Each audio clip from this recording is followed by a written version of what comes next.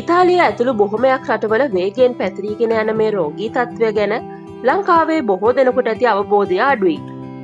ඒ නිසාම නිතර ඇතිවෙන බඩේ කැක්කුම්, හන්දිපත්වල වේදනාවල්, අසාමාන්‍ය මහන්සිය දැනීම වගේ රෝගී ලක්ෂණ තිබුණත් පුංචි ප්‍රතිකාරවලට යොමු වෙනවා මිස වැඩිදුර පරීක්ෂාවක් කරලා එතනින් එහා ගිය රෝගී තත්ත්වයක් තමාට හෝ තම දරුවන්ට තියෙනවද කියලා සොයා බලන්නේ කීයෙන් කී දෙනාද?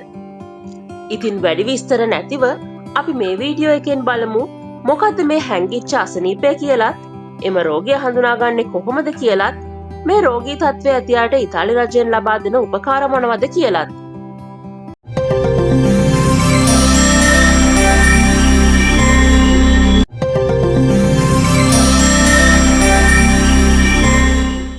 මේ රෝගයේ නමින්ම පටන් ගන්නවා නම් මම මේ කතා කරන්නේ සෙලියක් කියන රෝගී තත්ත්වය ගැනයි. ඉතාලි භාෂාවෙන්ම කියනවා නම් චෙලියක්කියා කියන අසනීපයයි. පරීක්ෂණ වලින් කියවෙන විදිහට ඉතාලියේ සෙලියක් රෝගීන් ලක්ෂ 6කට එහා ගිය පිරිසක් සිටිය යුතු අතර නමුත් එයින් හඳුනාගත් සෙලියක් රෝගීන් සිටින්නේ ලක්ෂ 2ක් පමණ ප්‍රමාණයක් කියලයි. මේ රෝගය බාල, මහලු, ගැහැණු, පිරිමි ඕනම අයෙක්ට ඇතිවෙන්න පුළුවන් වගේම ජානමය බලපෑමක් මේ අසනීප තත්ත්වයේ ආරම්භයට හේතු වෙනවා.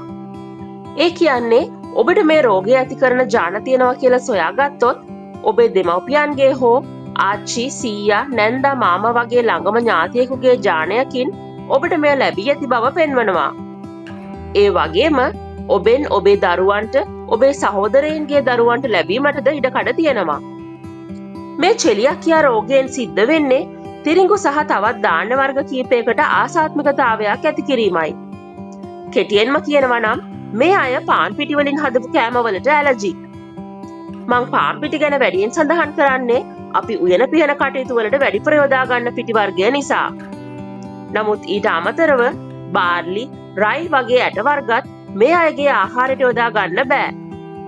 ඉතින් මේ වෙනකොට තාක්ෂණය හා වෛද්‍ය විද්‍යාව කොච්චර දියුණු වුණත් මේ රෝගීන්ව සුව කිරීමට පුළුවන් ප්‍රතිකාර ක්‍රමයක් මේ වෙනකන් සොයාගෙන නෑ.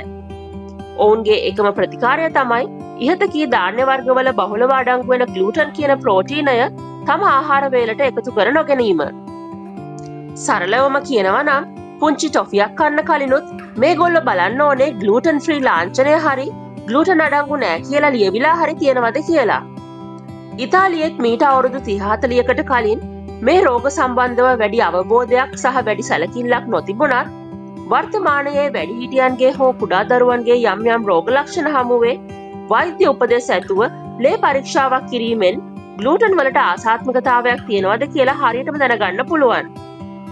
විශේෂයෙන් මේ ආසාත්මිකතාවයන් තියෙන කුඩා දරුවන්ගේ වැඩිමේ ප්‍රශ්න වගේම ආහාර ජීර්ණය වීමේ අපහසුතාවය වගේ දේවල් මූලික රෝග ලක්ෂණ වෙනවා. කෙසේ වෙතත් මේ ග්ලූටන් කියන ප්‍රෝටීනය මගහැරලා හිටියා කියලා ටික කාලෙකින් මේ රෝගයෙන් සුව වෙලා නැවත සාමාන්‍ය ආහාර රටාවකට මාරු වෙන්න නම් බෑ.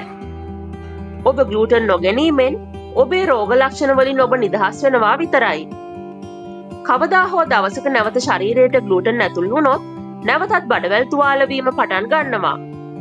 ඉතින් ලේ පරීක්ෂාවකින් හෝ වෙනත් වෛද්‍ය පරීක්ෂාවකින් ඔබ සෙලියක් රෝගියෙක් කියලා සනාථ වුණොත් එතෙන් සිට මුළු ජීවිත කාලය දක්වාම ඔබේ ආහාර රටාව වෙනස් කරන්න වෙනවා. විදෙස් රටවල් මේ ග්ලූටන් ප්‍රශ්නය ගැන මේ වෙනකොට කෙතරම් අවධානයක් දක්වනවද කිව්වොත් සුපර් මාකට් ඇතුළු බොහොමයක් ආහාර මිලදී ගන්නා ස්ථානවල ග්ලූටන් ෆ්‍රී ආහාරවලට වෙන්මුණු වෙනමම ස්ථානයක් තියෙනවා. නමුත් බොහෝ දෙනෙක් Tamanට මේ අසනීප තත්ත්වය ඇති වෙලාද කියලා දන්නේ නැත්තේ ඔවුන්ට මේ රෝග ලක්ෂණ විශාල වශයෙන් ඇති වෙන්නේ නැති නිසායි. ඉතින් පාන් පිටි වගේ දෙයක් සම්පූර්ණයෙන්ම මුළු ජීවිත කාලයටම ආහාර රටාවෙන් අයින් කරන්න වෙන එක හරිම අපහසු දෙයක් වුණත් ඉතාලියේ මේ වෙනකොට හැම ආහාරයක්ම ග්ලූටන් ෆ්‍රී ලබා ගන්න පුළුවන්.